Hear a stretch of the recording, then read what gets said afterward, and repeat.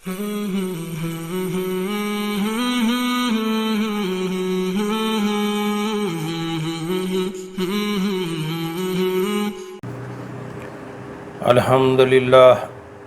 نحمدہ ونصلی علی رسولہ الکریم اما بعد فاعوذ باللہ من الشیطان الرجیم بسم اللہ الرحمن الرحیم۔ محترم ناظرین، السلام علیکم ورحمۃ اللہ وبرکاتہ۔ دنیا کا بہترین خطبہ مساجد اللہ تعالیٰ کی محبوب ترین جگہ ہیں۔ چنانچہ رسول اللہ صلی اللہ علیہ وآلہ وسلم نے ارشاد فرمایا، اللہ تعالیٰ کے ہاں تمام جگہوں سے زیادہ محبوب جگہیں مساجد ہیں۔ مسجد کی فضیلت میں اللہ تعالیٰ کا ارشاد ہے، انما یأمر مساجد اللہ من آمن باللہ والیوم الآخر۔ سورہ توبہ۔ اللہ کی مسجدیں تو وہی عبادت کرتا ہے جو اللہ اور آخرت کے دن پر ایمان لاتا ہے۔ اور محترم، اللہ کی مسجد کو آباد کرنے کا مطلب یہی ہے کہ جو لوگ مسجدیں آباد کس سے ہوتی ہیں؟ نمازیوں سے۔ جب آپ نماز مسجد میں جا کے پڑھیں گے تو وہ مسجد آباد ہوگی۔ نمازیوں کے ساتھ مسجد آباد ہوتی ہے، خالی مسجد جو ہے وہ آباد نہیں ہوتی۔ تو اللہ تعالیٰ کا یہ فرمان ہے کہ اللہ کی مسجدیں تو وہی آباد کرتا ہے جو اللہ اور آخرت کے دن پر ایمان لایا۔ اور رسول اللہ صلی اللہ علیہ وآلہ وسلم نے ارشاد فرمایا، جو شخص اللہ کی رضا کے لیے مسجد تعمیر کرتا ہے تو اللہ اس کے لیے جنت میں ویسا ہی گھر بناتا ہے۔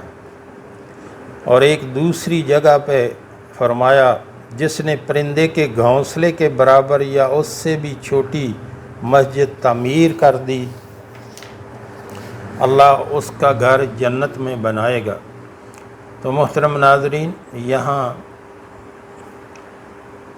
یہ بات قابل ذکر ہے کہ یہ ضروری نہیں ہے، اگر آپ کے پاس گنجائش نہیں ہے، آپ کے پاس اتنے وسائل نہیں ہیں کہ آپ پوری مسجد تعمیر کروائیں، تو آپ مسجد میں حصہ ڈالیں۔ ایک اینٹ ہی آپ کے پیسے کی لگ جائے تو آپ مسجد میں حصہ دار بن گئے، تو پھر بھی اللہ ہمارا بڑا غنی ہے، اس کے خزانے میں کوئی کمی نہیں ہے، وہ ہمارے لیے انشاءاللہ جنت میں گھر تعمیر کر دے گا۔ وہ نیتوں کے حال دیکھتا ہے۔ اگر کسی کے پاس کوئی زیادہ گنجائش نہیں کہ وہ پوری مسجد تعمیر کروائے، جتنی اس کے پاس گنجائش ہے اتنی وہ خدمت کرے مسجد کی، اور ایک اینٹ ہی کم از کم جو ہے وہ مسجد میں لگوا دے اپنے مال سے۔ مسجد جانے اور اس کی آباد کاری کی فضیلت، رسول اللہ صلی اللہ علیہ وآلہ وسلم نے ارشاد فرمایا،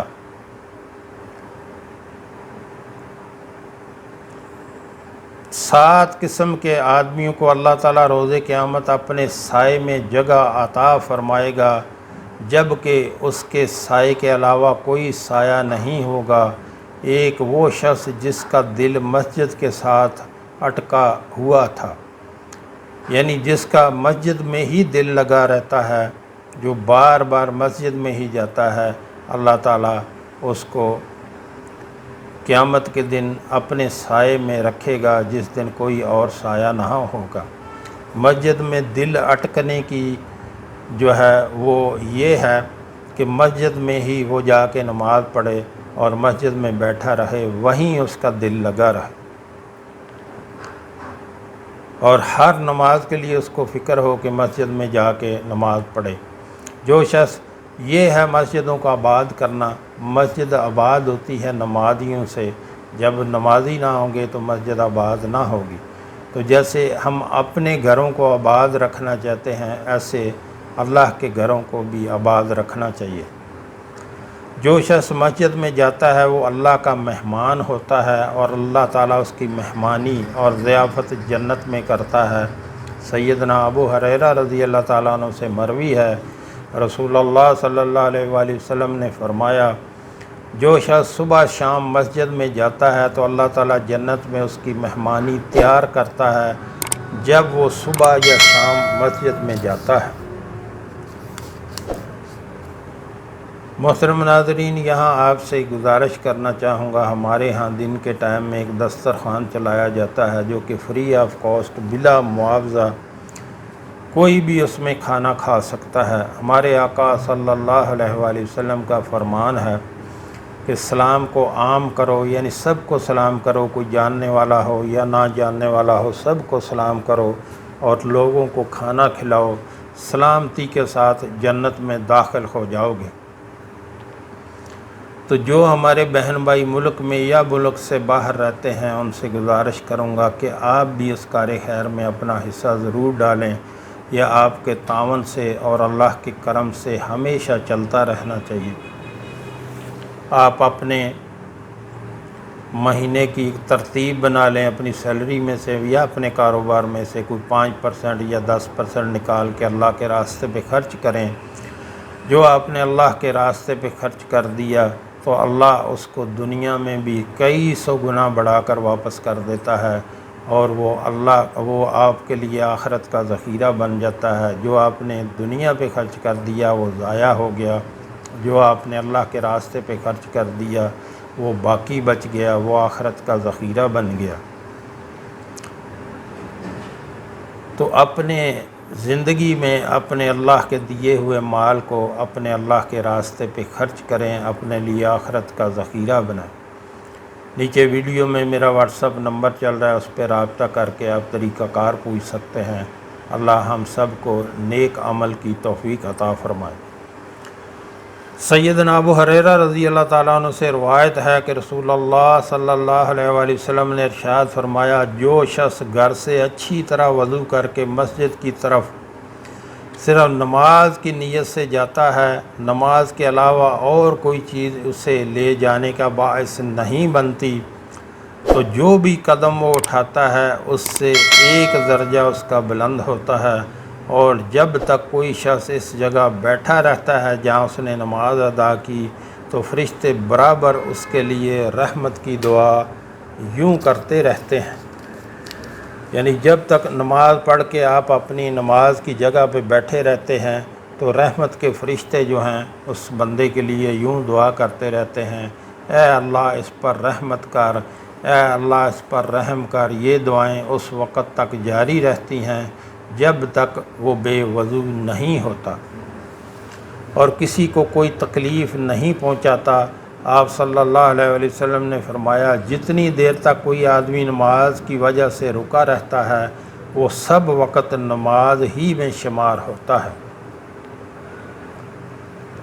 سیدنا ابو ہریرہ رضی اللہ تعالیٰ عنہ سے مروی ہے، رسول اللہ صلی اللہ علیہ وآلہ وسلم نے ارشاد فرمایا، جب تک لوگ مساجد میں بیٹھ کر قرآن کی تلاوت اور اس کی تعلیم میں لگے رہتے ہیں تب تک ان پر سکینت نازل ہوتی رہتی ہے اور انہیں رحمت ڈھانپے رہتی ہے اور فرشتے انہیں گھیرے رہتے ہیں، اور اللہ اپنے فرشتوں میں ان کا ذکر خیر فرماتا ہے۔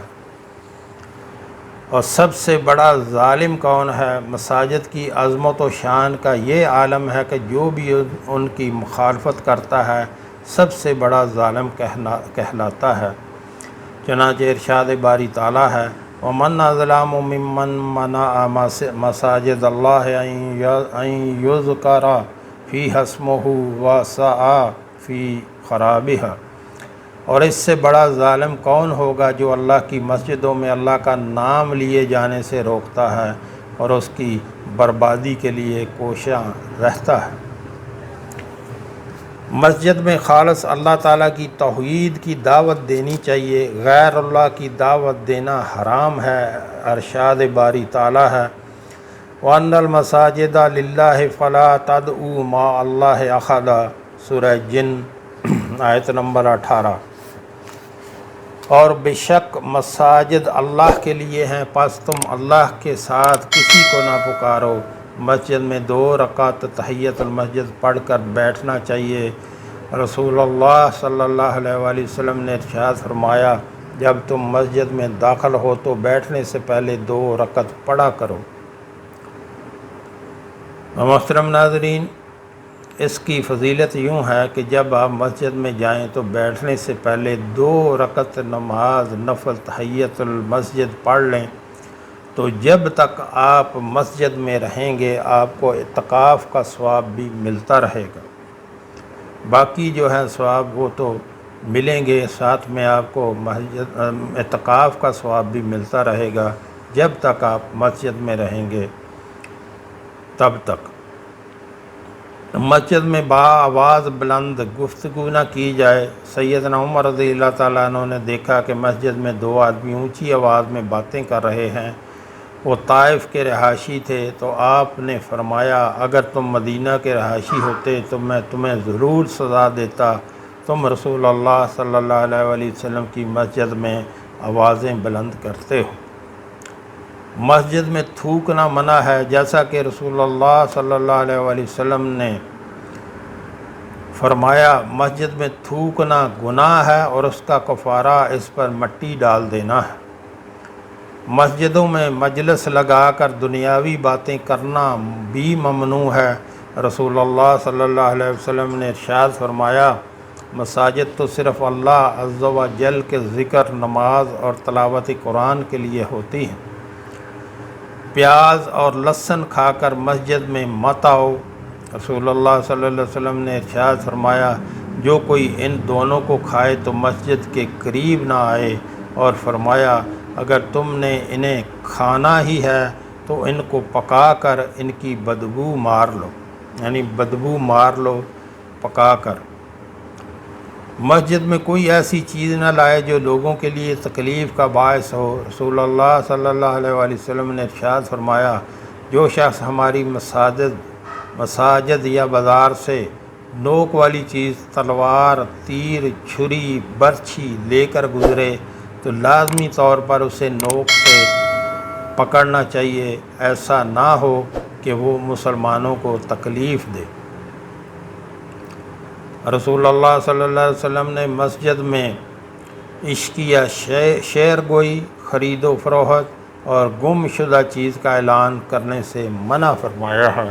محترم ناظرین، ہمیں ان بات کا خیال رکھنا چاہیے، اور جو ہم نے پڑھا، جو ہم نے سنا، اللہ ہمیں اس پر عمل کی توفیق عطا فرمائے۔ وآخر دعوانا الحمدللہ رب